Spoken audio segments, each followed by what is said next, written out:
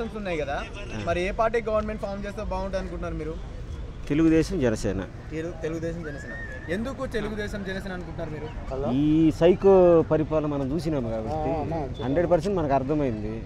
మనం స్టార్టింగ్లోనే కూలగొట్టడంతో స్టార్ట్ అయింది పరిపాలన. ఆడ ఉద్యోగాలు లేవు, ఇసుక మాఫియా, కొండల మాఫియా, వైజాగ్ నాశనం చేసినారు.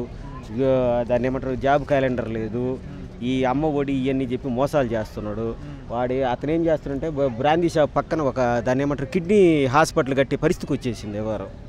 అది అంటే కిడ్నీ రోగస్తుల కోసమే హాస్పిటల్ కట్టానని చెప్తున్నారు కదా. 100% 30 రూపాయలు 120. ఇప్పుడు మన తెలంగాణ చూసుకుంటే మ్యాన్షన్ హౌస్ ఉంది, ఆడమ్మే దొంగ మ్యాన్షన్ హౌస్, ఆడంతా చీప్ లిక్కరు. అది నాకు తెలుసు, మా ఎవరు మ్యానుఫ్యాక్చరింగ్ కూడా చేసేది తెలుసు. 30 రూపాయలది 220 రూపాయలకి అమ్మేసి ఫుల్ దాన్ని ఏమంటారంటే అది తాగినోడు ఎవడు ఆ కిడ్నీలు బాగుపడు, వారం రోజులు తాగితే వాడు అవుట్, వాడు పరిస్థితి మెంటల్గా ఇదైపోతాడు. ఇది పరిస్థితి. ఇచ్చిన సంక్షేమ పథకాలతో పాటు డెవలప్మెంట్ జరుగుతుంది, నాడు నేడు కింద అని చెప్తున్నారు కదా, మరి పిల్లలకు స్కూలింగ్ డెవలప్మెంట్ కావచ్చు అవన్నీ జరుగుతున్నాయి.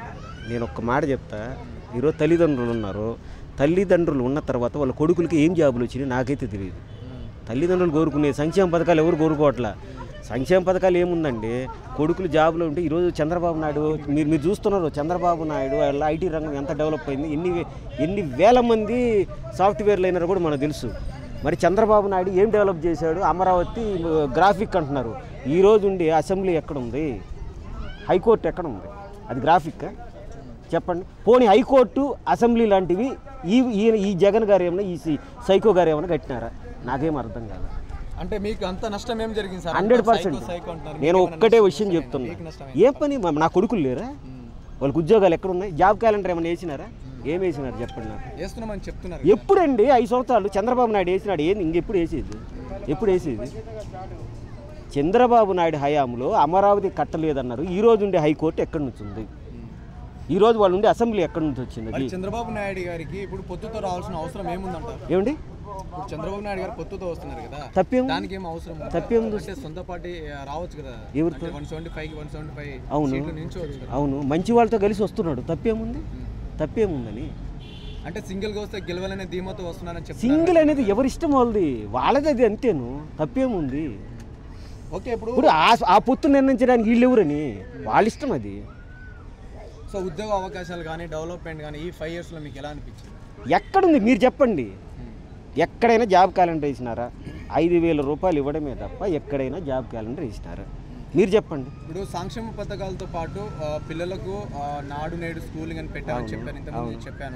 సో అదే విధంగా చూసుకుంటే సొంత చెల్లెలు షర్మిల గారు కాంగ్రెస్లో వెళ్ళి అన్నపై విమర్శలు చేస్తున్నారు కదా, మీకు ఎలా అనిపిస్తుంది? సార్, షర్మిల గారు విమర్శ అనేది కరెక్ట్గానే ఉంది, మీరు చెప్తున్నారు చూస్తున్నారు కదా. కానీ షర్మిల గారు నమ్మే పరిస్థితులు మేము లేవు.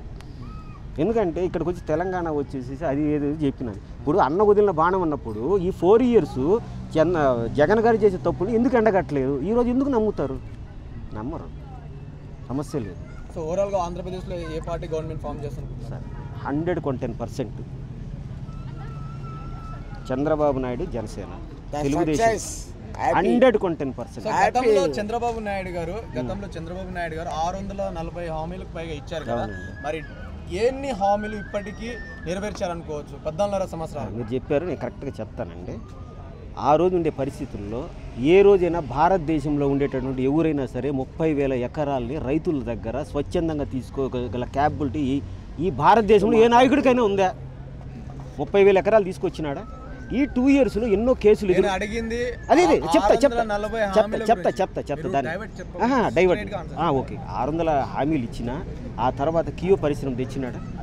కియో పరిశ్రమ ధర వచ్చినదే. ఈ విధంగా వస్తూనే ఉన్నాయి కదా క్రమబద్ధ. 14.5 జగన్ చంద్రబాబు నాయుడు గారు 14.5 సంవత్సరాలు నేర్లు పరిపాలించారు.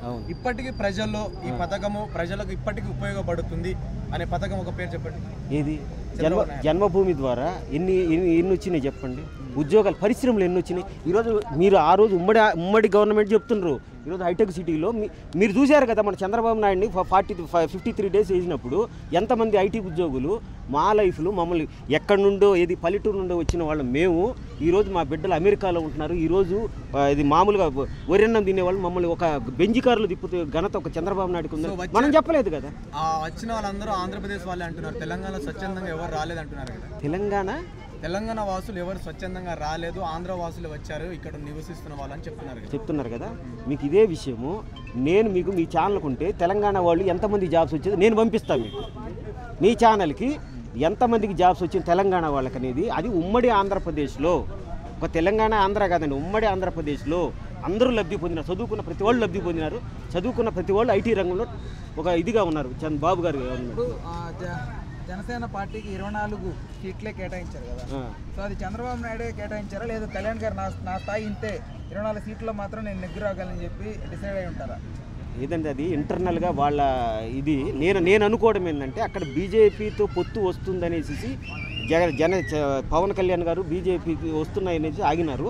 కాకపోతే బీజేపీతో పొత్తు లేకుంటే మిగతా ఇంకొక 10 సీట్లు 15 సీట్లు పెంచే అవకాశం కూడా ఉంది. పవర్ షేరింగ్ జరిగితే ఆంధ్రప్రదేశ్లో ఎలాంటి పరిణామాలు చోటు చేసుకునే అవకాశం ఉంది? ఒక రకంగా నాకైతే నా వ్యక్తిగత విషయం అయితే కలవకపోవడం బెస్ట్ అని బీజేపీ.